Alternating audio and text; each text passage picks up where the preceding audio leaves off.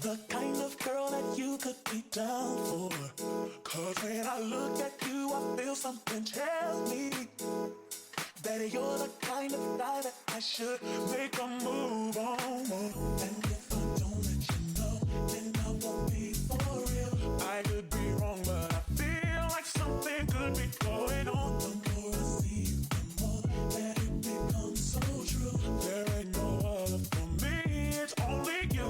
I know anybody's gonna be lonely without the reason they got someone to care for.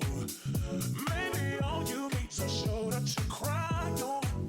If that's a fact, then I'll be more than you ever could dream of. If all you need is the time that I got plenty of, I'll dedicate all my love until you want me, baby. I wanna stay by your side, be there to cool you up, and let you know everything will be alright.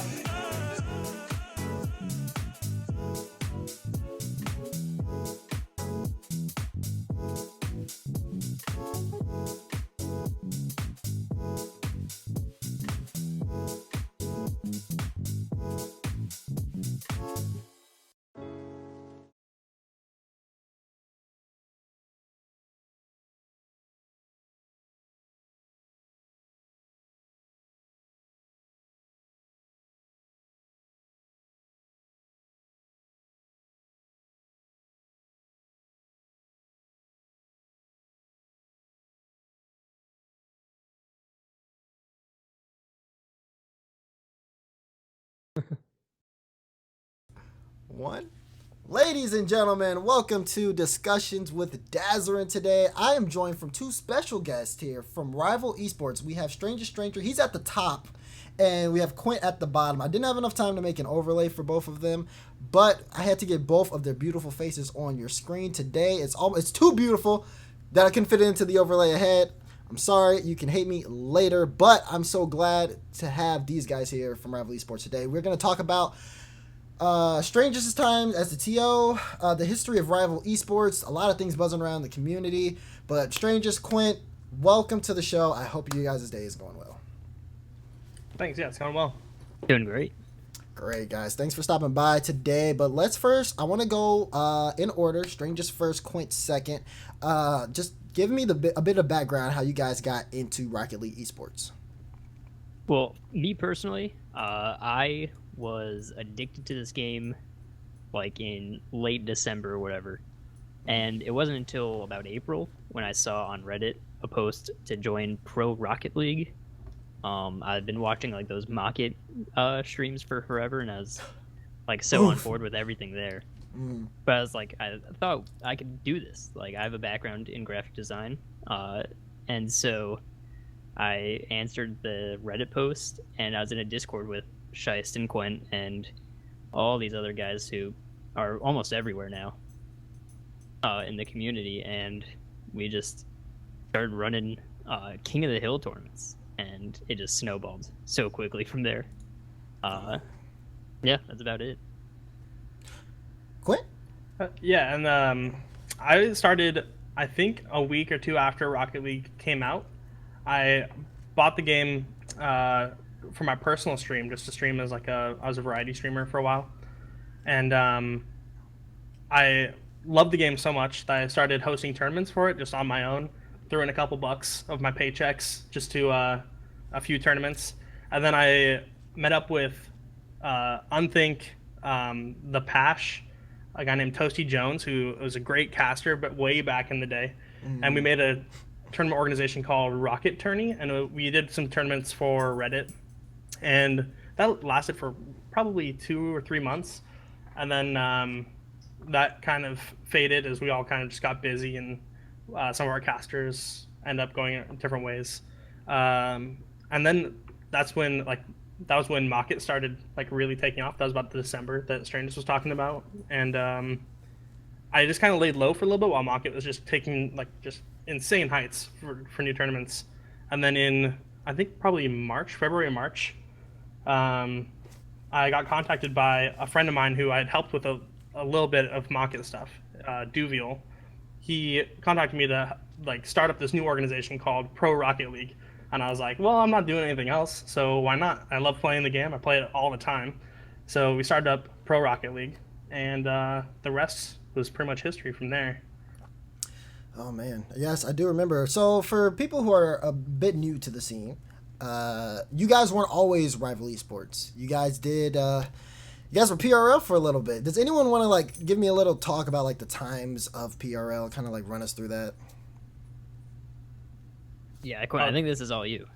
There was some fun times. There's two different PRLs. In case people don't know, there was the original Pro Rocket League. We started off just doing King of the Hill tournaments and like community fun nights, and then we went into consistent weekly tournaments. I think that's when we started like taking off. And after a little bit, we realized that Pro Rocket League wasn't going to cut it because it's just literally the name of the game with Pro in front of it, and that's kind of, not the greatest name. So we switched to Pro Rivalry League, and then not understanding that is an insanely hard name to say, and nobody could pronounce it correctly. But we took off with Pro Rivalry League. We continued our weekly tournaments. We started EU tournaments. I think that was in probably August of 2017. Mm-hmm. Yeah, and then we started doing tournaments for another game, Battle Right, as well. Probably in October, November of last year, or I guess a full year ago. So it's been quite a journey getting here, but it's been a fun time. Okay, cool. Thanks for that. Can you guys give us a example? Well, I won't say example. Could you guys describe to us your roles in Rival Esports and tell us a little bit about those specific roles, starting with Strangest? So, technically, I'm a chief operating officer. Really, I try to take care of every day-to-day action. I started off doing a lot of moderation. I was the moderator ops. I was like kind of splitting the graphics operations with PyroSwan. Mm-hmm. And so after some managerial shuffling, I eventually just kind of took on the manager position. But I was like doing a lot of not quite manager stuff before I was a manager, but it was kind of just like they kept giving me stuff to do, so I'd keep doing it. And so that's kind of developed into just like an operational title. He was a manager way before he was actually a manager.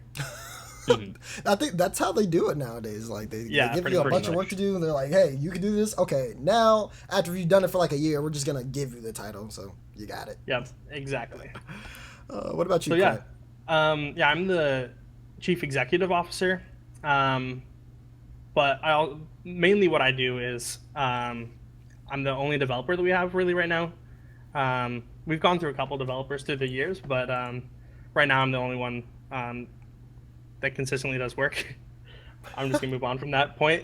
And then I also just help run tournaments. I think Strangest is really the like brains behind the actual tournaments we run, but I help make sure they go through smoothly. I develop all the stuff we make for the streams, and just make sure that the organization is moving forward on a day-to-day basis. Okay, so that's cool. Those are titles that you don't usually hear when you ask someone about their. It's interesting because if you were to ask me a year ago, like if you were told me this a year ago, it would have been a completely different response from me in terms of like just like the names of the titles, chief executive officer, and in like that age back, like when you guys were still like PRL. Those were just some things that you heard them and you're like, oh, that's really serious. But you guys have done some really serious stuff that we're going to get into as we move on with the show. So as people who are watching who are new and they might not necessarily understand, you guys will probably figure this out as we keep going on. So you kind of already answered the other question that I had, like what led to you getting your role Strangest, because you didn't always have it.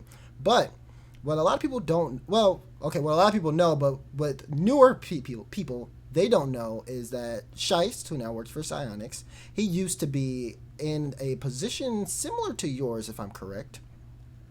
Yeah, I'd say. Well, he technically, I think, would have held the CEO title. Yeah, he But was. he was really involved in everything outside of like development, I guess. He was definitely much more of a business-minded individual within the operation. So from him moving to start working for the esports team in Psyonix, like how was that transition process once you guys found that out? So I'll take this one because the transition was, hey, we have a person down. Let's bring in Strangest. So that was the goal, pretty much from the beginning. We were actually talking about officially making Strangest manager before that, but then with Shice leaving, it just made sense. And I think since Strangest was already in that role, pretty much since for months before we had any inkling that Shice was going to be able to get that job at Psyonix. I think the transition was pretty smooth. There's always hiccups in people just need to start thinking in different ways. Like I was before Shice left, I was just straight up development, and I would just do development. But once Shice left, I kind of took up that CEO position, and then Strangest came on to help with the actual running the tournaments and like making sure that like the tournament ideas are fresh and clean. Okay, so it seemed like you guys adapted in a sense when you needed to, which I mean, of course, Right. it worked out very well for you guys. When you guys found out though, like what was your initial reaction when you found out he would be moving into an esports position for Psyonix? I personally wasn't crazy surprised. I knew he had interviewed. Maybe that was like a few months before this actually happened. So like either the hiring process was just slow or whatever things were going on. Like it was kind of on our radar to a degree, but I think for me at least, it was more like this excitement. Like we work really hard as PRL and or Rival Esports to like be on Psyonix's radar, and to have Scheist move up to that role felt like a validation of the work we were doing in like a kind of weird way, because like it meant like they were watching what we were doing and they're like, yeah, these guys are good, let's get this guy, he can do this for us. No, I completely understand that. It's just it was when the Rival Series first got announced, and we were looking for talent for the Rival Series, and then you have the talent announcement. There was Subi Smash, Unthink, Tom Kelly, Jabro was the host, and like for that happening, like I'm sure that was just like really big, like really, or I would say like really good news for you guys, because that lets you know just like how much that they see you guys. Yeah, I'm not sure. I'm not sure how much people actually know this, but that time was a really great time for us because we were actually in charge of the production of the Rival Series as well. So we had just gone in as the production crew behind the Rival Series, and we got to bring along all these guys that had been casting for us for months and months and months, putting in their free time just to just for the love of the game. And then right after that, Shice getting the role at Psyonix, like that was like a great time for us in the validation for us as far as Shice, or not Shice. Shice does see us as well, but I was gonna say Psyonix sees us. They like what we're doing, and they think that we're a staple in the community and we're here to stay. Okay, and that again, that's good, especially, and it shows, right? You guys ran the Spring Open. You guys are running the Climb, which we'll talk more about later. These are all Psyonix sponsored events. You don't need my validation, but I will give it to you anyway. You guys are doing great. I love what you guys do. It's great. Thank you. So, yeah, I mean, really, really happy for you guys moving forward. But to talk more about Psyonix and tournaments, recently, not really recently, probably in the past few months or so, Psyonix had released a tournament guidelines post where there were just like a specific rule set for smaller tourneys, and then like for any other things that weren't listed, you just reach out and you literally email Psyonix and say, hey, this is what we do. I've went through this personally with like some ideas I've had. Like you email them, You guys set up like a meeting, you talk about it, they approve it or they don't, But for that original announcement with the new tournament guidelines, how was communication whenever you guys had to contact them about a new event? Well, I think I don't know if Quent wanted to jump on this first, but I remember the backlash that it got, and I always found that very odd because I read through it and it all felt very like boilerplate, kind of standard agreements. And I personally and this is my opinion on like the community as well as like, I think there was like a level of overreaction because it felt very ominous and very like, this is our game and we're gonna like bully you into doing any event for us, or like if you want to do an event for us you have to like follow every guideline to a T. But I kind of just did not. I read it and I appreciate that they want formalities behind it, but I didn't see that as like a huge red flag for us and what we do with either weekly events or these newer monthlies. It just felt like there was a level of structure now behind what we want to do. Yeah, I would say that our actual communications with them, we had done tournaments for them. They're sponsored by them in the past. Right. But the actual communication with them didn't change. And it was just a formality to, write down in concrete how things are supposed to work with tournaments and letting Psyonix know about your tournaments. And that's really it, just letting them know, hey, here's our tournament that we're going to be doing. And then they will, in most cases, get back to you and say, hey, perfect, great, go ahead, go have fun. Yeah, and a lot of people don't understand that, it works better for everyone with the new format. At first, again, people saw a rule set, like Strangest said, people saw a rule set in front of them, and they saw Psyonix telling them what to do, and again, the overreaction happened where everyone's like, oh no, my tournament, it's breaking. Oh my God. It was something like that, everyone was just like, what is this? I can't believe they would do this to me. So many posts about it. Yeah. But once things were implemented and once, people started using it out, there were benefits from it. Psyonix knows about tournaments that are running, so tournaments don't have to worry about overlapping with each other. They also can, if they need to, they'll choose to again help promote or sponsor if they recognize an event is going to be really big, and they can keep radar, they can keep a calendar of all this stuff, so it's in front of them, and the esports team can do what they can to help certain events one after the other, and no one has to you're literally having direct contact with Psyonix. That's something that a lot of people wanted to have a long time ago. I remember in the past year, so people would, before Psyonix did the sponsor season 3, I think, with RLCS qualifiers, and they had communities run the RLCS qualifier. Before that, there was almost no communication. So was that season 4, I think? It probably was season 4. I'm pretty sure I could be wrong. But it was around that time where people were like, well, this is wow, Psyonix is having people community orgs do RLCS. This is amazing. This is so cool. Great buzz. But now, every time there's a large event, you have direct contact with the developer, and they can help you out. It's not like they don't want events. It's not like, unless you're actually just stealing branding from the game, and yeah, there's a problem there. Right. But that's it. It's so they can protect themselves, and then they can help your event run as good as possible. So I think communication with Psyonix is also getting better every day. It was good enough to run tournaments and just stay communicative with them a year ago. But now, they just keep on growing their esports team, and they just hired a new guy, Skylar Winter, who is, I'm pretty sure his main role is just community development and community tournaments and stuff. And so getting in contact with him and just the response time from him is great because they're spreading out their work and they're understanding that, a bigger team means they can do more stuff and they can get back to the community faster, which is really, really cool. Exactly. So a lot of good things coming out with the new tournament guidelines and just with Psyonix being more vocal in the community recently. But speaking about Psyonix and tournaments, I think it's time for us to talk about your next Psyonix sponsored event, which starts tomorrow, The Climb. So how did you guys get Psyonix to sponsor that event?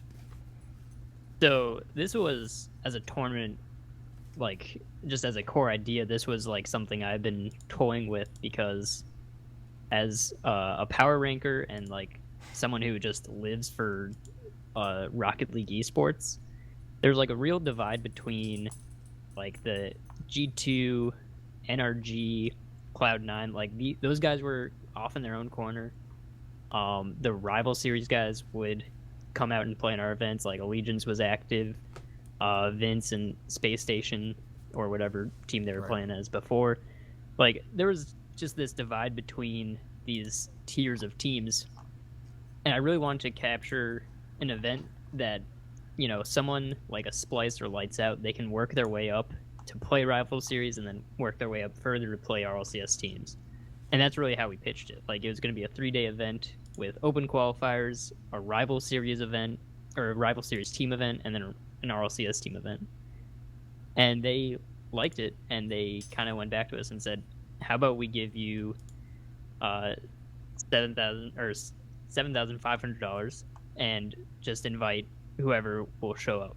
And so we went through the list, and like all these RLCS teams were down to play, and it kind of just like grew into this huge 4-day event that will, you know, be starting tomorrow, and we're super excited about it. So from a format perspective, it's pretty much the same as what we pitched with Swiss Open qualifiers that lead to like a closed qualifier bracket, and then 2 days of like super intense, really grueling tournaments where if like whatever teams qualify, like they're going to be really put to the test, which is what we want to see. Okay, so if you don't mind, I want to go through the format day by day, so people can like try to get that understanding. If there's like, you know, sitting here watching, like want to know more about the climb and didn't really read Reddit, or probably just didn't really understand it. So sure, we have the day one base camp part 1, which will be Thursday, July 5th. If you're watching this today, it'll be tomorrow. Almost 24 hours from now, 25 or 24 and a half hours from now. Yeah. Base camp part 1 will start up. It'll be a Swiss-styled open qualifier with best of 5 matches, and then the top 16 teams advance into day 2 base camp. So that's literally it, right? It's just Swiss-style matches. Really straight up. Swiss-style matches, best of 5, and I think as a day 1, oh man, now that I'm really reading it and going through it, it's just it's so good, because we always had to, like, you know, there's always things with tournaments, and especially if you're running like a weekly, like people used to, like starting off with best of 5s early on is it's so long. But for this being a multi-part event, a multi-day event, this works perfectly. So how many rounds will be in the Swiss round? We're currently scheduled for 5. I think that if the math works out perfectly, that will be that will give us exactly 16 teams that have a record of 3-2 or higher. So that's going to be like right off the bat. That's like a really big way to test teams that are like ready to play. But yeah, it is like you just kind of get right into it. Usually, like you're saying, best of 3 matches are like the way to go when you're like still feeling out opponents, and the skill range is pretty wide. But I think with this, the nature of the event really attracts a higher level of player, even though it's open to anyone. So I think best of 5 just kind of it suits the teams that are already playing. Okay, that's interesting. Quent, I'm gonna ask you something when we get to day 3. But before we get to day 3, again, just to wrap up day 1 base camp, basically teams are playing 5 best of 5s. And whoever does the best, the top 16 teams who do the best out of those, and it's open qualifiers too. But the top 16 teams that do the best in those 5 best of 5s move on to day 2. So that's a lot of games for Rocket League teams. And whether or not you start off good, of course, you have 5 different chances. Well, not 5 different chances. You really have maybe like 2 or 3. But when you're playing like those long best of 5 series, you don't really have to worry about like you won't have to worry about being cold going in. Like if you drop the first series, that's fine, because then at that point you're already like getting ready to go. Then you have those next 4 rounds to just play your best and like pick up from there. So it's cool, and then most likely a different opponent every time. I think that's how it works, different opponents every time. I don't know too much about Swiss. I'm sorry. That's okay. You can crucify me later. But real quick though, Gyro brings up a great point that this will be live on Vaudible's channel. Exactly. And that's a shameless plug. We got to get in there. Yes, boys, ladies and gentlemen. Twitch.tv/Vaudible. He will be selecting matches to stream from each round. So there will definitely be some rounds where you are going to want to watch. So just make sure to tune in to him. Again, he will go live 7 p.m. Eastern, 6 Central. I don't know the Cali time because they're in their own zone. But yeah, they're doing their own thing. We don't worry about it. We don't worry about those guys. So top 16 teams that come out from day 1 will move over to day number 2. That's where I get involved. So everyone who's here, come back on Friday. 1, because I love you, and 2, because you're going to want to watch these matches. Day 2 base camp, double elimination bracket, and then best of 5 winners and best of 3 matches and losers. So is that going to be, are the best of 3 matches and losers, are they going like all the way through to like losers final and then you come back to winners final and then do another best of 3? Best of 5, I'm sorry. I can double check. I'm pretty sure that that losers final is going to be best of 5. It should be. Okay. So I think those best of 3s is in part to just make sure this bracket runs on time because, like you said, it's a lot of games, and right. we're making teams work for their piece of this prize pool. So I think the best of 3 was just like a thing of necessity more than anything else. But best of 5s, especially these, which determine seeding and a whole bunch of other like pretty important aspects going into day 3. You just want those best of 5s. It's like what the teams need to really get a fair chance. Exactly. I feel it, especially like you said, the best of 5s. We've seen players talk about formats a lot. They love best of 5s over best of 3s. Having best of 5s in winners bracket is great. If you drop down to losers, the fact that you get another chance and it is a double elimination bracket, that's a blessing in itself. But also, I mean, you go with the best of 3s. It's quicker for everyone else. Helps the tournament run by smoother, and it's technically like your second/last chance. So. Like you said, a lot of teams will be working for that day 2 base camp. Top 4 teams that come out of that will move on to day number 3, the incline. So, Quent, I'm going to pass it off to you. Can you explain how day number 3 works? Yeah, so day 3 is the beginning of the kind of the mixing of the teams. You have the open qualifiers for day 1 and 2, and day 3 is when we get our invited teams in. And so we're going to have 4 invited teams versus the 4 qualified teams. Are going to be a double elimination. So it's going to look kind of like base camp day 2, except for a higher level of play. There's going to be more at stake. We're going to have cash prizes for that day, and we're going to be putting the broadcast on the Rival Esports channel. Twitch.tv/Rival Esports peeps. Be there. Okay. There you go, yeah. So nice. Yeah, like I said, this is the beginning of the what I would call the waterfall part of the bracket, where things they start mixing the pros in with the I would say semi-pros at that point coming in from the qualifiers. There's gonna be a lot of really good teams here in those last 2 days, and I think that this is really when the part that Strange was talking about at the very beginning, where you wanted to see the divide between the pros and the not pros. You want to see that divide shorten. I think that this is going to be a key day in seeing that where that divide actually lies and who's on which side. Okay. As I'm looking at this, I do have a question. The Incline invited teams, according to the Reddit post, you have Ghost Gaming, FlyQuest, Allegiance, and Space Station. You guys also invited, I believe, 3 other teams. One was announced today, G2. Yep.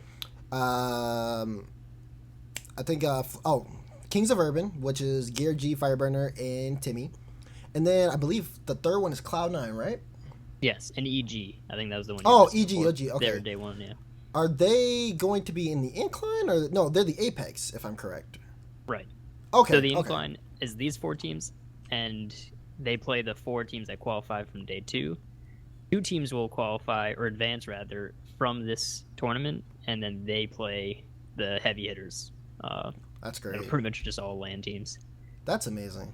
I like Yeah. that. I really like the whole the ladder system, and no, you have a word for it, the climb. Yeah. I love it. It's great, and it definitely gives everyone an opportunity to prove themselves against these top level teams, which is fantastic. But moving on, Quent, is day 4 basically the same as day 3, but It just is. with more on the line? Yeah, again, stakes are higher. There's going to be only 6 teams participating in day 4. Those are the 4 invited that we just talked about, and then the 2 qualified from day 3. And in all other ways, it's going to be just the same thing. It's a double elimination format. Okay. Wow. So even like the 4 invited teams, only 2 of those can move on. Even like let's say all the invited teams win all their games, only 2 of them can move on to the Apex. So that day 3 is already just going to be a battle in itself. Quinn, you talked about how much you guys do on the like directing side in a sense. Can you give me like an insight onto like how your role tied in with this event? Specifically with the climb, I would say if you want to talk about production, I've actually been away from production, actually producing it for a while. We've had a couple other really great guys come in and do the broadcasting. B-Dog is one. Simpson is another one. They do a great job. But I'm in charge of the development, so I'll make the assets behind the production. After, of course, Strangest, or one of our other graphics guys, creates the graphical look that we're going for. I'll just apply that to our production system that we have, so that we can update that behind the scenes and give a good production experience. Okay, so when you guys like get the okay to do an event like this, what's like the kind of general response? Is it usually just like everybody ready to go all cylinders forward? Yeah, I think that actually in one of like our staff posts, that's like literally the exact phrasing we'd use. Like when we get the okay, we're just hitting the ground running. We have like a pretty good idea from a branding and graphics standpoint what we want to do, and especially like with the climb, like it's all very. I don't want to use the word corny, but it's corny. We could just call it Rival Cup number 45, but like that's not as sexy or anything. So with this, like we have like a lot of ideas running about how assets look and how everything like interacts with each other and the motion behind it. So in that sense, we really do hit the ground running. Like we get the okay and just like immediately start doling out tasks for different guys. That's cool. That's really good. And you guys, again, before I move on from other topics that we have, guys, remember to check out the climb. It starts tomorrow on Vaudable stream. Then Friday, it'll come up on my stream at both stream times starting 7 p.m. Eastern, 6 p.m. Central, basically 24 hours and 15 minutes from now, if you're watching it live on Twitch. If you are also watching on Twitch, thank you so much. I don't get viewers. I love all of you. But day 3 and day 4, the Incline and the Apex, which are the matches you really want to see, are going to be live on 5 p.m. Eastern on July 7th and July 8th on twitch.tv/Rival Esports. And I heard you guys are having like some special guests. I'm pretty sure I want to know, but I don't think you guys are ready to reveal that yet, so we won't get too into it. But I'm excited. Announcements will be coming for sure. Don't you worry. There you go. So I'm excited to see what you guys have in store, and I'm excited for these games to get started. The Climb is basically the event of the week, ladies and gentlemen. If anything, that's what you want to follow. So be sure to follow also Rival Esports on Twitter. I think it's at Rival Esports GG or Rival Esports _GG. That's the Twitter, yeah. No underscore. Okay, no underscore, just Rival Esports GG. All right. So make sure to be plugged in that. I'll plug it into the comment section, or not the comment section, the description under the YouTube, on the YouTube video, along with both Strangest and Quent's Twitter, if you guys have any more questions for them. So we're going to move on to a little bit more questions about you guys personally. I want to know, what's been your guys' favorite event to run to date and why? We'll start with Quent this time. Oh, switching it up. A little bit. All right, so I think my favorite is got to be Rival Series because I had no idea what I was doing going into that, and I learned a lot from it. Uh, we went down. I went down. I didn't live in California. This was hosted in California. We flew down every single week for 5 weeks in a row, and had to put on a 2-desk show from an undisclosed location. I won't say where that was from. I know where it was. Some people know where it's from, but yeah, it was a lot of top fun. secret. Yeah, definitely. The rival layer, sure. Yep. Top secret. Yeah, it was a lot of fun. I learned a lot, and also it was just a great experience getting to meet people from Twitch and Rocket League and all the casters in person. There's just something electric about doing a live show, and so I think that was a lot of fun. Strangest? Man, I would have to agree that the Rival Series as like a standalone event was super insane, but I was only there for 1 week besides doing all those stuff from home like every other week. So I think I'm going to change my answer and go with Gold Rush 2. Ooh. So I had done the good one. graphics for Gold Rush 1, and Scheist flew out there, and like it was just like a giant slumber party, I guess, for a weekend, and I was super jealous. But when Gold Rush 2 came around, and Quent, myself, and Dubiel were able to go out, that was just like, it was equally as crazy. We were in this like huge villa in the middle of like the suburbs of Oakland or something. It was real weird. Like there's so many goofy personalities outside of the players. Seismic White was there. Athena, Chelsea came by. Like all these really just hilarious people that you see all over the place, and it was awesome to actually meet everyone like in a much less stressful environment. Like the way that when you run into people at the RLCS, it can be like pretty rushed or kind of stressful, or like too formulaic if they're like actually like they have to go meet 100 people for signing whatever t-shirts and everything. This was just like super laid back. We just had a lot of fun all weekend. I do remember. Oh, now I really wish I had like a cool overlay so I could show clips. I do remember. There's a clip from Gold Rush 2. Yeah, You there was. you were chefing up in the kitchen. I was. I'm a very particular drinker, but a little, studio magic or whatever Hollywood magic went into that. We have a lot of great prop guys in Rival, so those effects really are pulled off quite seamlessly. You would never know. Yeah. Prop guys make up at least half of our production crew for Gold Rush. Yeah. Nice. Yeah, I was confused when I saw you pull a Red Bull out the microwave.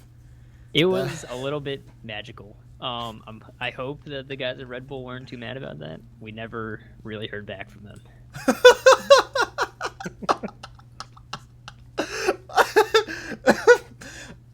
I'm gonna leave it at that. That's about all. Yeah. We're gonna move on. Yeah. I have these spread out a little bit. I'm gonna make a little edit here. So, guys, this one's gonna be a two-parter. I want to get your favorite rival casters, and then I want to get your favorite non-rival casters. Starting with Strangest. Ooh, all right. I think in the community scene period, some of the guys who have made watching Rocket League events crazy fun are Wavepunk, LeafX for his short time. Now he's doing the craziest stuff over in Canada. But on the community side, obviously you, Daz, and Vaudable, and Stacks, and Achieves, like, you guys have been running all sorts of crazy, like, quick out-of-the-blue events, and they're always so fun to watch. So I think it's almost, like, hard to pick an individual non-rival caster. But for the rival side, it's real easy to pick, and that is Chimblade, 100%. Okay. Oh, interesting pick. Okay. I actually didn't see that one coming. I didn't know. I don't think I've ever asked you what your favorite rival caster was. That's interesting. Okay. So it's Chimblade for you too, Quent? No, I don't think so. It's so I think that my answer is similar to Strangest in that it's really hard to pick outside of rival who I would choose because there's just so much variety, right? You know, like take your pick of the week. There's so many different people, and it just depends on what you're looking for in that day. For inside of rival, it's a tough for a different reason because I've just been with all these guys for so long. I don't want to like Play put them favorites. above each other. But I'm gonna have to go with Sam Mayo on this one. I think he's That's a good he's choice, a actually. very underrated caster. I think that he's a great caster, but he just doesn't have very many. He doesn't do anything outside of rival, which is it's awesome for us because we get him all to ourselves. But I think that if he ever gets into a place where he wants to do casting like more than just rival, I think that there's gonna be a lot of opportunity out there for him. Yeah.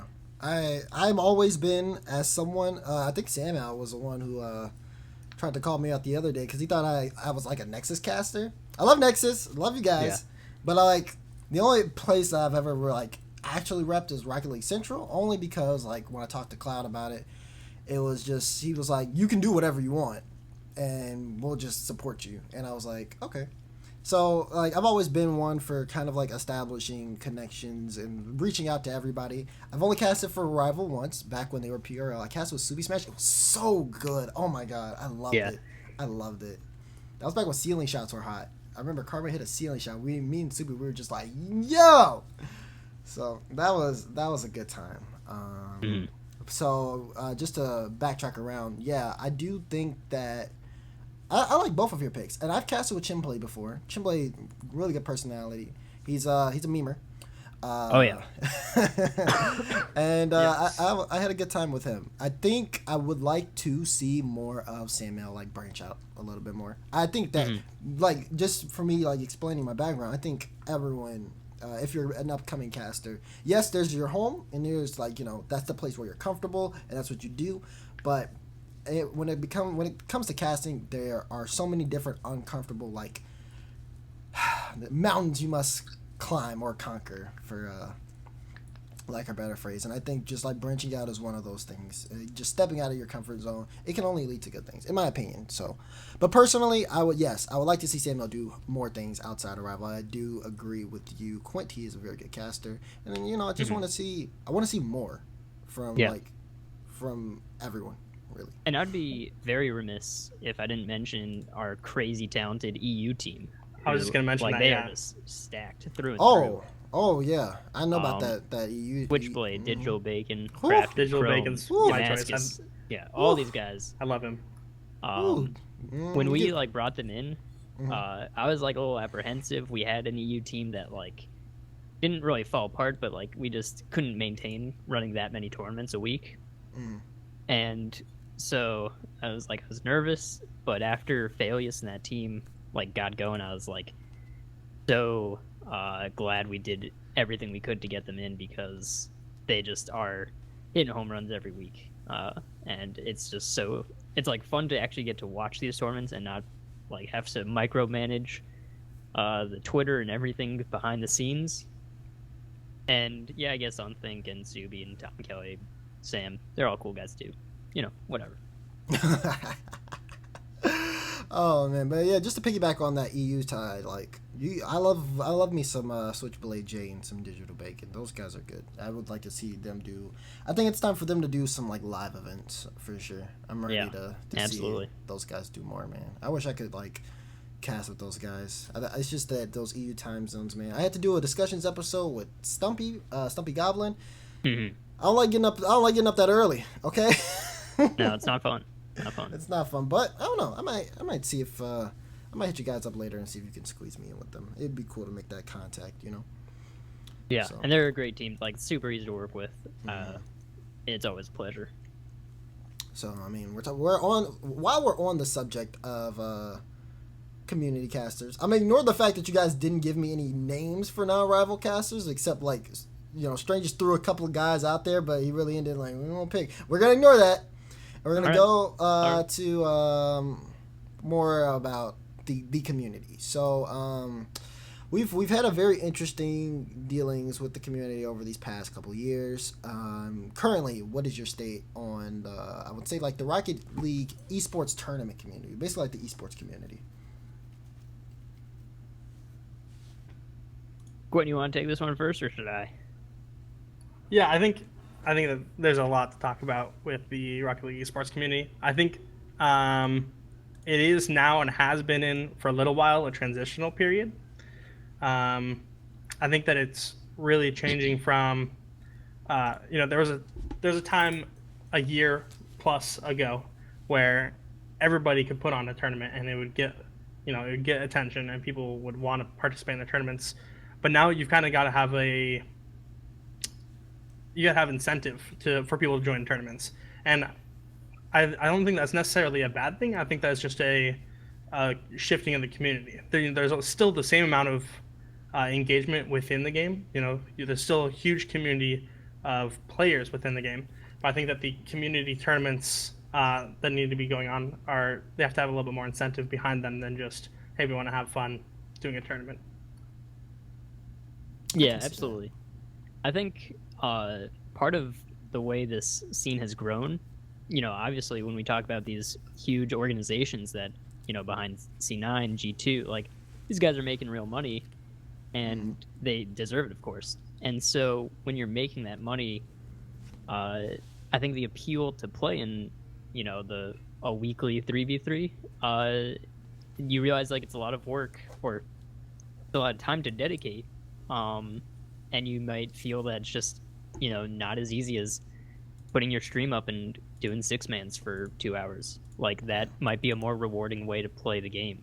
But when you talk about, the kind of bubble teams that are still trying to fight their way into the rival series, or like they're kind of like without a home during these off seasons, I think there's still a good core scene for them. And hopefully like these monthly events that we do are like kind of like a beacon for them to keep like their competitive edge. But I understand why it's hard to like want to stay motivated for the 400th, rival cup or, any of the other current organizations doing their thing. It's just a big time commitment ultimately. Yeah. It's been a journey. Like you like literally rewind to this time last year. Every day there's something every day to do. Like, oh yeah, we're talking Monday. There was a PRL tournament, PRL weekly tournament. There was Tuesday or Wednesday. It was like these days Nexus, because Nexus was doing their 3s on Saturday. So we got 1v1s, we got 2v2s. Every other day, Gfinity 2v2, either EU or NA. I know because I casted all of them, almost all exactly of them. right. We were grinding that, and then Sundays ESL. Like there was something to do every day to like stay on it, keep fresh. And although like the top pros weren't playing in them, like if you wanted to be competitive and you wanted to win tournaments, and you would get better. You know what I mean? So it was just a way absolutely. to like finally have that like that competition that just kept going and stuff like that. Players would use them to try out different teammates, because the EU boys, they used to love stuff like Gfinity and even like your guys' rival EU weeklies that you guys still do, to where like you'll see different rosters sign up. Oh man, we used to love it. Friday 3v3s, it would be like me, Stacks, Achieves, and I think Curtis, and we'd get on there and we'd be like, yo, so today we have it's rare to do a weekly where you're like, okay, we got Flipside, we got PSG, we got Pocket Aces, we got all these different guys, and they're all coming out. And as a caster, there were so many events. Like people could just pick and choose, in a sense, almost. I remember when we'd like talk about a new weekly or moving the date around, we'd be like, wait, we can't do this. This overlaps with Boost Legacy is 2v2 or Ethical is 1v1. Like we were like super conscious because there's like no room for movement. Everyone had something going on like all the time. It was, and I think that's great. I think that's like when you have like a real grassroots scene like this, you want a whole lot of variety. Yeah. And I think it's just over a year and a half or 2 years of doing these things, we need as organizers to adapt to what players want and what viewers want to see, which is not necessarily easy or cheap or something that can be done just on manpower and just enthusiasm for the game. Yeah, that's something that's yeah. It was once we started seeing like the guys like fall off the Shift Pro leagues and you have the Nexuses and everyone kind of like taking a break or going on hiatus. I know it was definitely tough for a lot of people. It was like a hard pill to swallow, but it's something that's understandable. Some of this stuff is again, like you said, it's really hard to sustain over time. So right. I mean, again, more props to you guys for being able to stick in it, and then now you have like these larger events. I should say you guys kind of stopped doing the. They're not quite monthly. They're not. We try to get them on a monthly basis, but obviously, when like just in dealing with Psyonix or really any sponsor, we do have to be kind of flexible on their time as well. Right. And I mean, you guys, again, you've already kind of like hit on the thing that I was going to say next. Like, again, why are there like less and less community run online events? And it's just because it's like, it's not easy to do weekly tournaments. I think a lot of people don't understand how easy that, like, or how difficult, I should say, that is to pull off. Yeah, that's a tough one. And like, you gotta have the staff. I'm talking about like something for everything. Like mods on Smash, mods on Twitch. Someone to tell everyone what to do. Yeah, caster lineups ready to go, assets ready to go. Exactly, casters, graphics, like all that stuff on a weekly basis.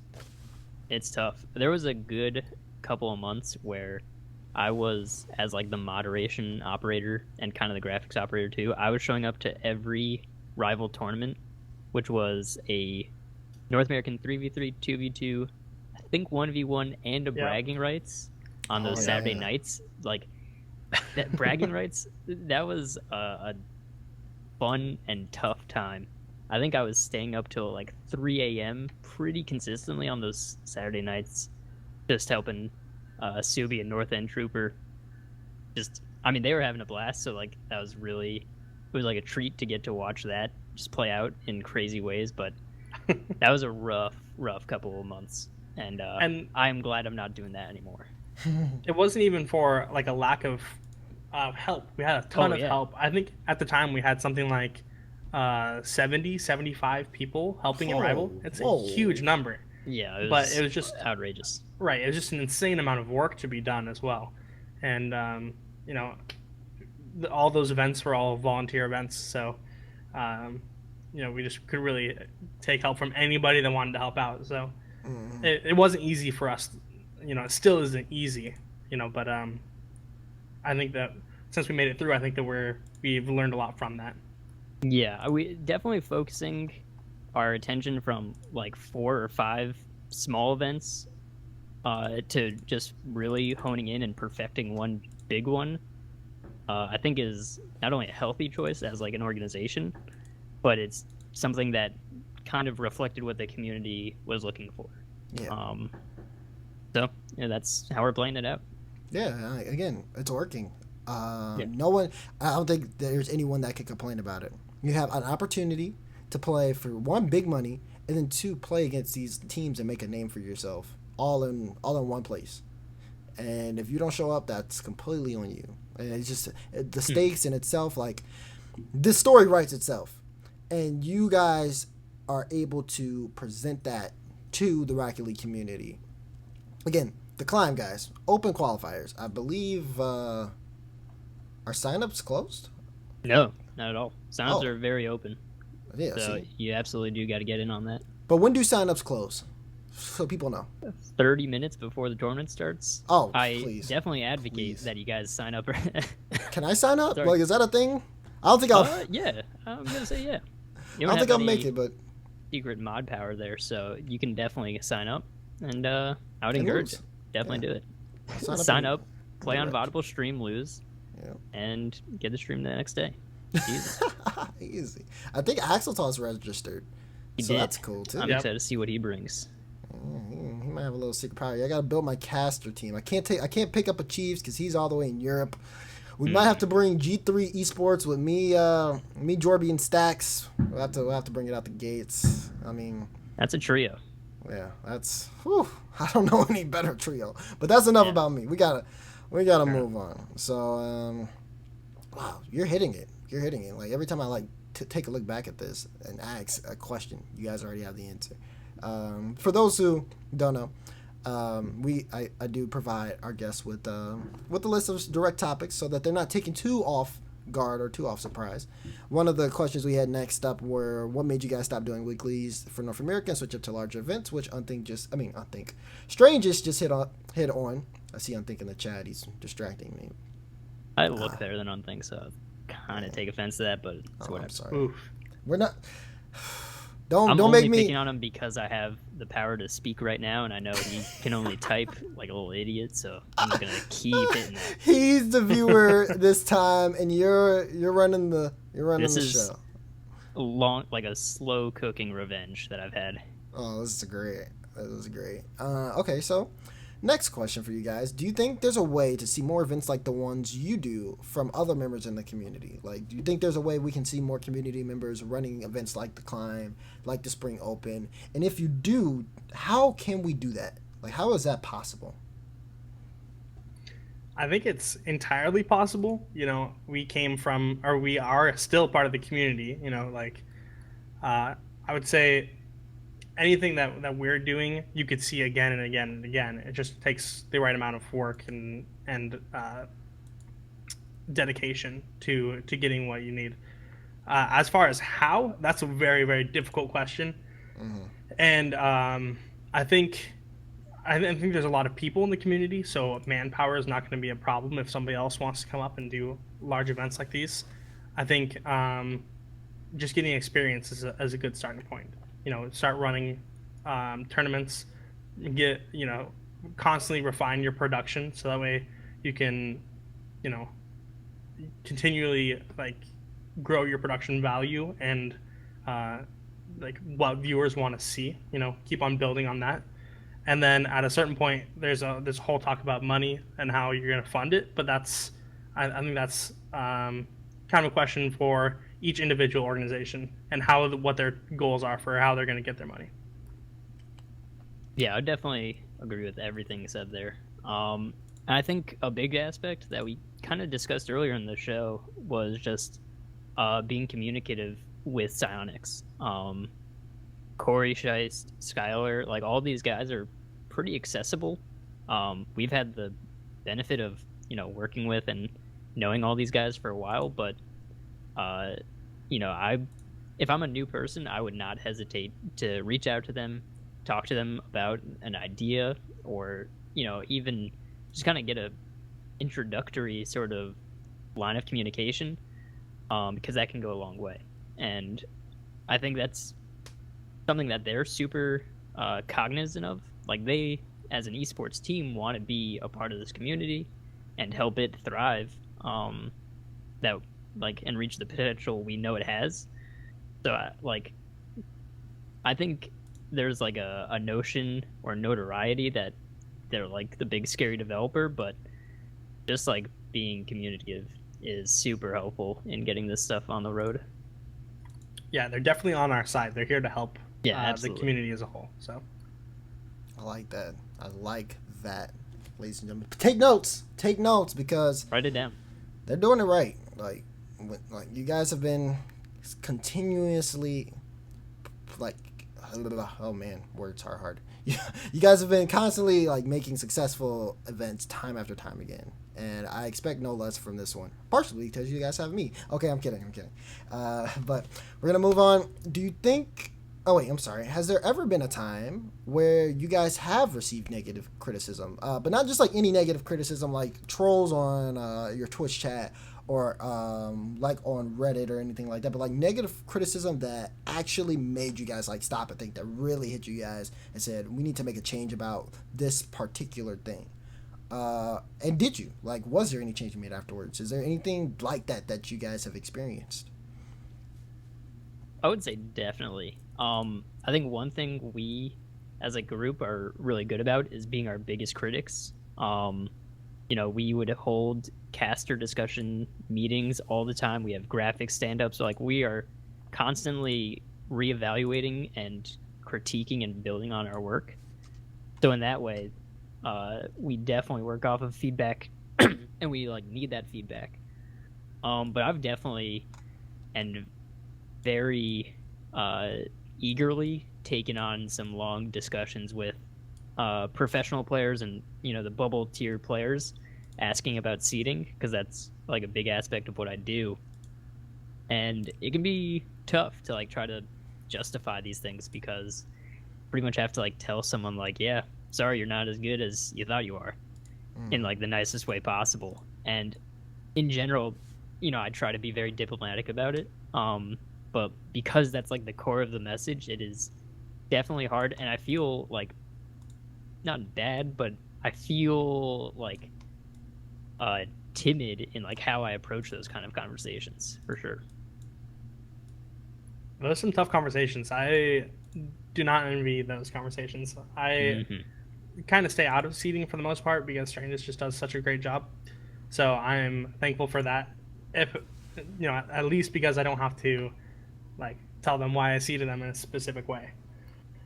As far as critique goes, I think Strangest is right. A lot of our critique comes from internal review after each event that we do, or even not necessarily after each event, but week by week. We meet and talk about how we can make things better. At many different levels. I think we have a multitude of meetings every week to make sure that runs well. But also, I think from a production side of things, there's a huge moment when, this is going back to the Rival series. We spent hours and hours building this set for the Rival series, and I thought it looked great. We had professional backdrops, blackout curtains in the background. Mm-hmm. We had lights. We had a TV on one side of them. It was just an insane amount of setup. And then we went to go actually put on the production. And the next day everybody's like, "Oh, what's this RLRS in a basement?" And I'm like, "Hold up. I thought it looked good." And I looked at it again and I was like, "Wait, they're right." There's, I was inside of building the set for so long that, I was just looking past some of the things that could easily be critiqued. And so we're going to be doing some more live events at some point. We don't have anything set in stone yet, but we're working on stuff. And when it comes down to building the sets for that, I've learned a lot about taking a step back and looking at it from a different angle, pretty much. And so I think that was a big moment for me, where I was really taken aback, how could you not like this? And I looked at it again, I was like, oh, now I see a couple of reasons. Yeah, it's tough. It's really tough. I know, of course, as a commentator, how tough that is. You have people constantly telling you how to do your job, and it's something that at first you think that, okay, I would say separating the good and bad criticism is something that you have to recognize first. But then once you realize and once you go through, you'll be like, this guy, oh my God, I hate Daz. He's just so loud. He's always loud, and he's always talking about the shot in the empty net and da-da-da-da-da. And I'm like, wait, hold on. That's not me. Who are you? What are you talking about? And then you go back and you look through and you're like, oh my goodness, I actually did that. And it's so bad. And you're like, I gotta fix it. I gotta fix it. Yep, I can't. Exactly.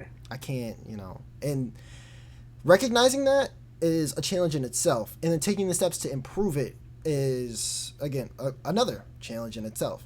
But the fact that you guys are able to do that, and you guys are able to grow because of recognizing parts of yourself or of what you did that fell off, only means that the next thing you do will just be that much better. And you see your mistakes now. You kind of take that with you, and you put it into everything else you do. So you'll never have that same experience again, because you're like, okay, now I know. All right, go through this. This is how I want to do this. And then you do it, and then you look at it again, and you're like, okay, I don't like that because of this. And you think back into your past criticism, and you apply it to what you do next. Man, if someone just came in, if you're just like coming in and you just heard exactly what I said, you have no idea what I'm talking about. Welcome to Discussions with Dazerin. Man, but yeah, always learning from your mistakes. It's one of the hardest things for most people to do, because everyone thinks that, well, not everyone, but I know a group of people who do think that they're quote unquote perfect. And once you recognize that the world does not revolve around you, then that's when you really start to grow.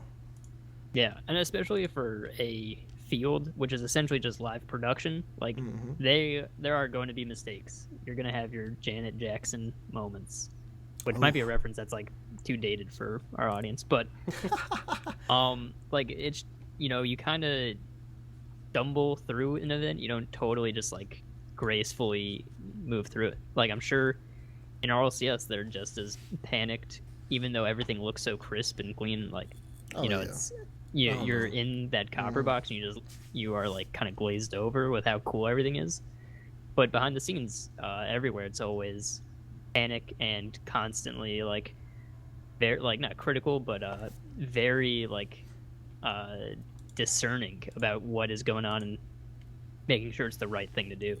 So it's like it's a core to what we try to do every day. I remember one time I had to basically be a TO for an event. It wasn't on purpose. They had hired me to cast, but I had to TO, and it was on fire. Like, you know, it's on fire when I'm TOing, of course, because I was like, I recognized that there were things that needed to be done, and I had to do them. And the only reason I knew how to TO was because I hang around guys like Strangest and you, Quent, and like people who do back end production, and they talk about it all the time. And I had to apply that to my current situation in order to like quote unquote save an event.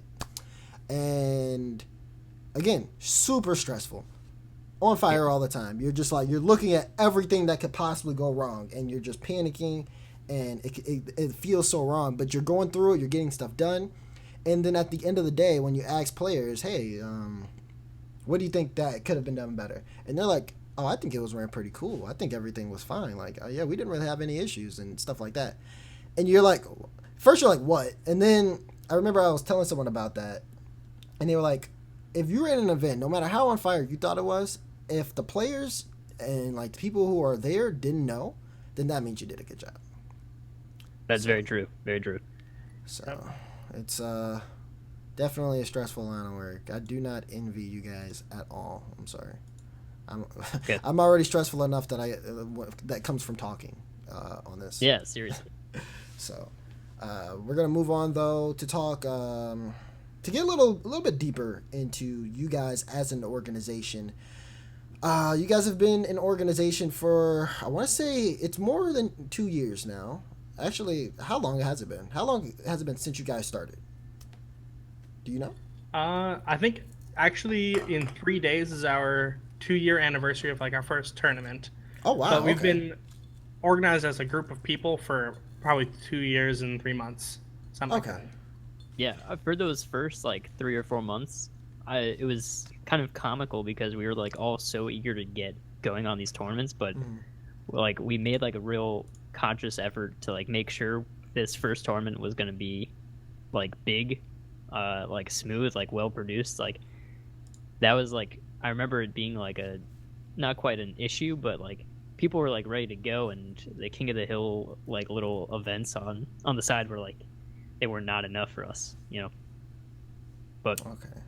Yeah. So yeah, about almost 2 years now, a little bit more since you guys have been together. I guess, yeah. Okay, I'll just straight into it.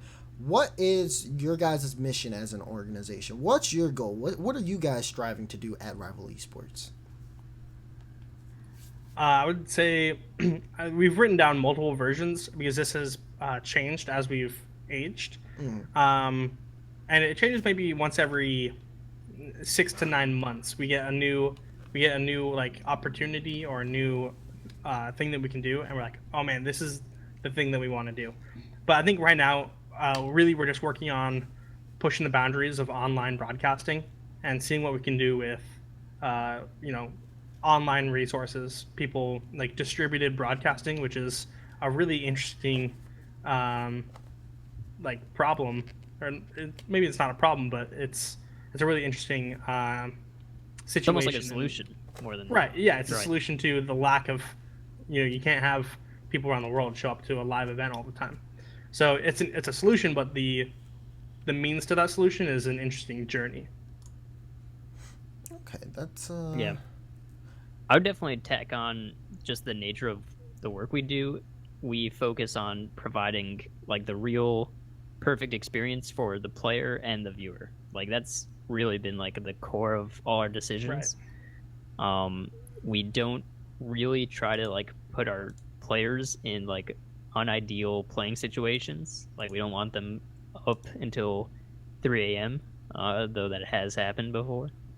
And we don't want viewers to be like bored out of their minds looking at one non-moving image for 45 minutes. Like I think when we're doing our job right, players are happy and viewers are entertained.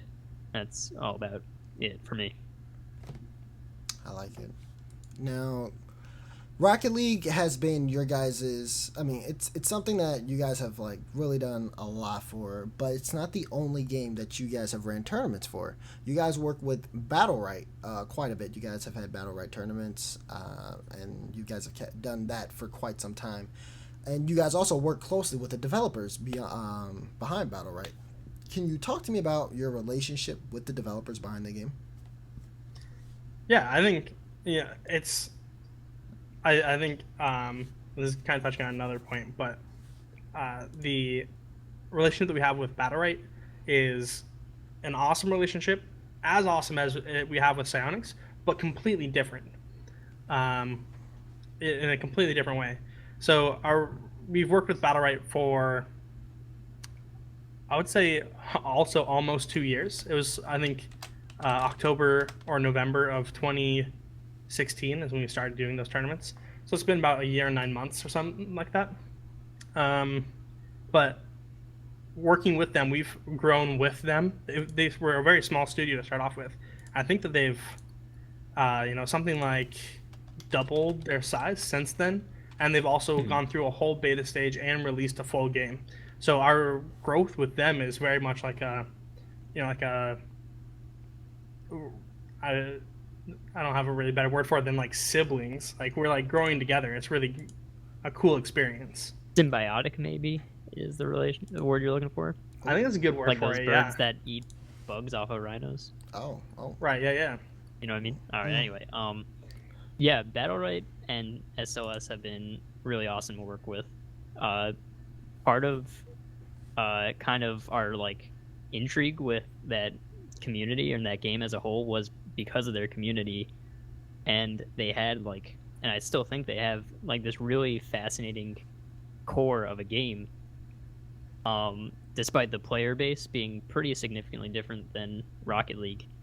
The games are similar in that it's almost like if you were to take the characters of like a League of Legends or any MOBA like that, but you condense the fighting and the actual gameplay to almost something like, not quite Super Smash Bros, but almost like that, or like Street Fighter, like a fighting game. And that combination is like super unique. The gameplay is fun. It's like really intense. Their BPL, like their equivalent to the RLCS, was just a few weeks ago, and it was crazy exciting. And it was great to see some of the community guys be out there, and like all these familiar faces actually have a face. Like it was like the first time we got to see most of them in person, or not in person, but on camera. Oh yeah, because I believe they ended up casting a bit for BPL, right?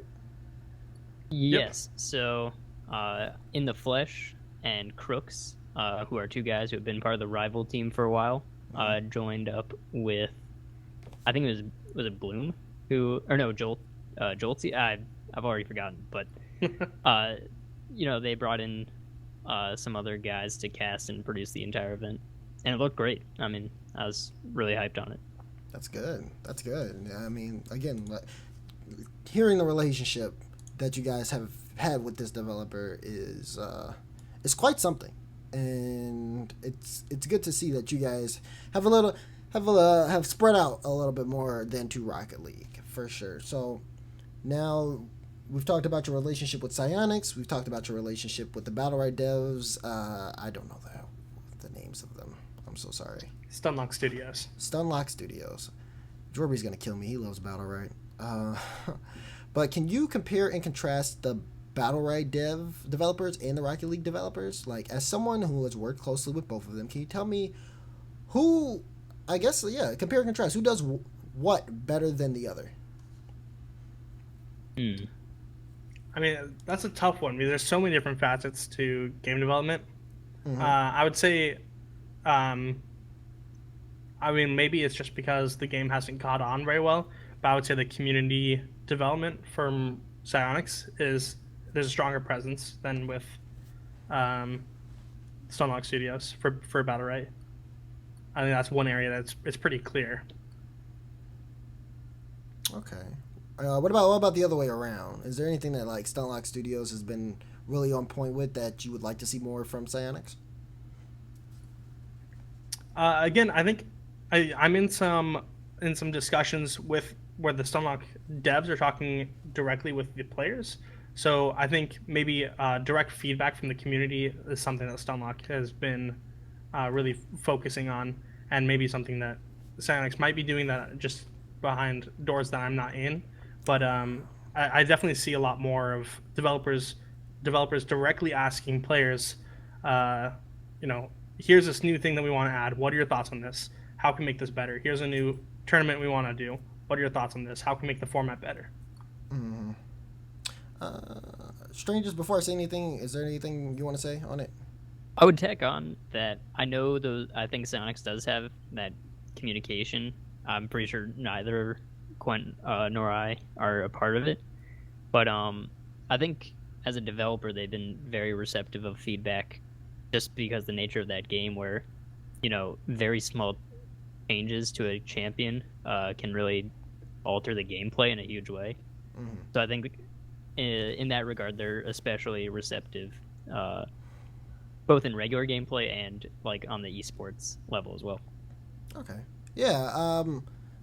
For my secret knowledge bag, I have heard reports that Psyonix does indeed reach out to players. Like they have a means of contact between them, and they do take feedback from them as well. So that's good at least. I do think that for sure. Psyonix is like hitting things on every tack as they get to.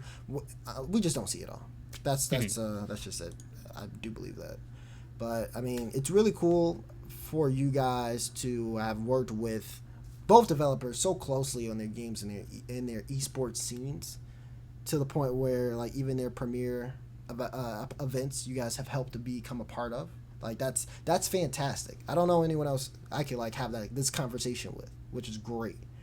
Again, you guys are coming up on 2 years, and I need to know. We've seen organizations stay together. We've seen people leave the scene, like players, even commentators. What's kept you personally, for both of you? What's kept you in the scene for as long as you have been? Quinn, do you want to take this one or should I? Well, I want to hear from you both. I think we're Who's both going going. first? Both? Yeah, Oh, okay. you're I'll both going. Jump on this first then. I think for me personally, it really comes down to just like the love of the game, which is just, obviously we've been doing this for this long. Like, we are not healthy people who are obsessed with this Rocket League and Battle Right, and like pretty much any game we talk about doing, it's because we've played a stupid amount of hours of that game. To stay in the scene, though, I think we just apply that same weird passion to just like refining this very niche thing. Like I can probably speak for Quent on this. Like, I love sitting down and just like kind of messing around with Rocket League's UI and like designing things that probably never see the light of day, but I just like tinkering with it and having that level of like freedom to see what something would look like. And that's like really driven our graphic process a lot, and we find like-minded individuals who have that same really not healthy, I can't stress how not normal this is, kind of passion. What about you? So Yeah, I would say that there's really three reasons. The first of all is just a lovely game, like Strangest was talking about.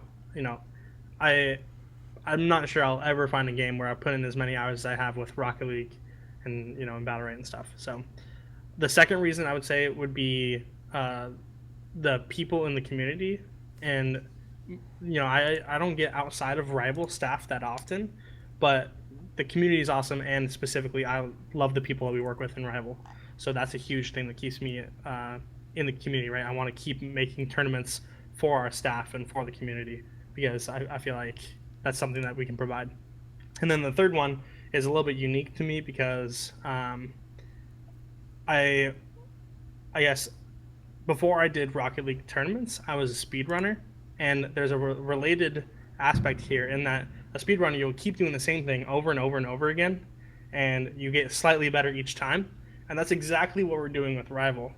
We do tournaments over and over and over again, and each time we'll get slightly better, and I can feel the improvement with Rival just like I could with the speedrunning, and it's like a really long speedrun for me, just trying to get the best time for a tournament to tournament success as it is. I like that. I like that. We're approaching the end of the show, ladies and gentlemen. We only have a couple of questions left that I want to really just hit on real quickly. So we've talked about Rival Esports throughout the entire stream. We've hit on a couple of questions involving you guys personally. This one's going to be another one of those. I asked you about Rival Esports' mission, but what are necessarily your own? Like, what, in terms of like the esports scene and the esports world, like what's something that you want to like that you're like striving to do in a sense? I think for myself personally, I've always enjoyed the combination of like tournament organization and production. It's kind of like a mix. You tend to get people who are exclusively producing events and people who are exclusively running the tournament side of things. But personally, I've like enjoyed kind of being in that niche group of people who are like doing both, and ideally, I'd like to be doing that through Rival, or really for like in a way to like to keep those two talents and produce larger events for Rocket League especially, but for any game that I kind of stumble into. That's like a personal goal. I don't know if that like necessarily reflects everything that Rival will be in 1 year or 5 years or 10. Like, I don't know. I try to keep my goal like in line with what Rival can do. I feel like to divert would be not dangerous for the organization, but like it doesn't necessarily benefit the organization. Okay. Quite. Yeah, so I think that's a good point. That my goals also are very closely tied with making Rival succeed, because that's that is my goal, is making Rival succeed in the long term. I guess as far as that goes, I think it would be really great to have like a career in this. Nobody in Rival currently. Well, I guess I should say that there's some people who are getting paid through like Rocket League for RLRS and stuff, but nobody else through Rival currently has a career in esports. I think that'd be really cool to be able to provide that for ourselves and for our staff. And when that's going to come, or if that's going to come, I don't have any idea, but that's a goal, and I think that would be really cool to be able to provide a job for myself and the rest of the staff in Rival. Oh yeah, for sure. I like that. I like that a lot. Right. As a caster who's been in the scene for a couple of years, if there's been any time for me personally to be able to share or an opportunity or to help other casters who I think like haven't seen like the light of day, or just haven't given them any chances to cast, like I'll if I can do something to help someone out, then I'll do it. You know what I mean? There's been times I worked with Mad City GG with their local events, and they came to me and asked who's someone we could bring in, or who's someone, and I'll reach out. I've reached out to a couple of guys. When Vaudable came to do one of the events that we had, and when we flew in Stacks one time. I mean, keep in mind, Stacks didn't need anyone to give him events. Stacks is just amazing. I don't know. Okay, I'm not talking about it too much, but I love Stacks. But just the fact that I really understand where you're coming from, Quinn, when you say that. It's just like being able to, one, follow your dreams and turn your dreams into a profession, and then also your friends and your peers that you've worked like so hard with, that you've grinded with for all this time, to be able to like share that success with them. It just it makes everything that much sweeter, you know. So Absolutely. It's totally understandable. Last question for you guys before we close out for the show, though. There's been a lot of talk about the future of Rocket League as an esport. You guys have been involved, again, worked directly with Psyonix. You guys have been in the scene for, again, about 2 years now. Where do you think it's headed? This is a tough one. Obviously, like the bigger signs that things are looking really good are the like huge growth in Psyonix's esports team. That like should immediately indicate that the RLCS is going to get bigger. These events like Gnarly or hopefully E-Leagues, I'm using the plural there because I want there to be more of them. Like those level of events, they need attention, and to grow out that esports team kind of indicates that they want, more hands on deck to do more content. Hopefully that means, like with Skylar, who is a bit more community centric, that there's a real focus on a series of events, or just kind of like the open door policy that, Rival or Nexus or any of these other community organizations can utilize to get events going on the ground floor. Personally, I'm very optimistic. For this next week, I'm very optimistic, that's for sure. So I think we're looking really good, despite the kind of sadder news surrounding some of the community orgs. I think you kind of have to, you have to prune a bush for it to grow. It's a weird kind of an analogy, but, there have to be, to mature, you got to grow out of your old clothes kind of thing. I don't know. But I think it's definitely going in the right direction. Yeah, I would definitely 100% agree with that. I think that Rocket League as an esport and as a game is just going to continue to grow and get better and more popular. I would also want to just add on that since we switched from weeklies to monthlies, there's been, it's helped my optimism for the game a lot. Because with weeklies, and I think that's a big reason why a lot of weeklies haven't, they haven't been able to sustain themselves for a very long time, or for as long as we have. It's because you feel not just the community presence, but also the community's schedules themselves. People can't participate every single week in something, even if they love it, unless you're super unhealthy like we are. But when we switch to monthlies, we really feel the community's presence, and we really feel how much power and love there is for the game inside of the community. And so I think that's really been a helpful thing for us in motivating us to continue doing tournaments. And I think that's personally made me more optimistic for the future of Rocket League. And I think it's, at this point, I think there's nothing but up. Yep. And I'm right there with you guys for sure. I do think we're all headed in the right direction. We just got to keep doing what we're doing in life, And it all happened just magically and beautifully, like a nice Disney movie. Mm-hmm. That's my stance on it. No, seriously though, I do think we're all, as time goes on, as the Psyonix eSport team grows, and as we all grow in exactly what we're doing, and we get better in what we're doing, the things that will come to Rocket League as an esports will be just amazing. And I can't wait to share that with you guys. And by you guys, I mean you two. Not everybody else watching. Just you two. I love you two. Sounds like a plan. No, seriously though. Thank you, Quent and Strangest Stranger, for coming on the show. Guys, if you can follow them on Twitter at rival_strangest for stranger. Oh goodness. No, you got it right. You're good.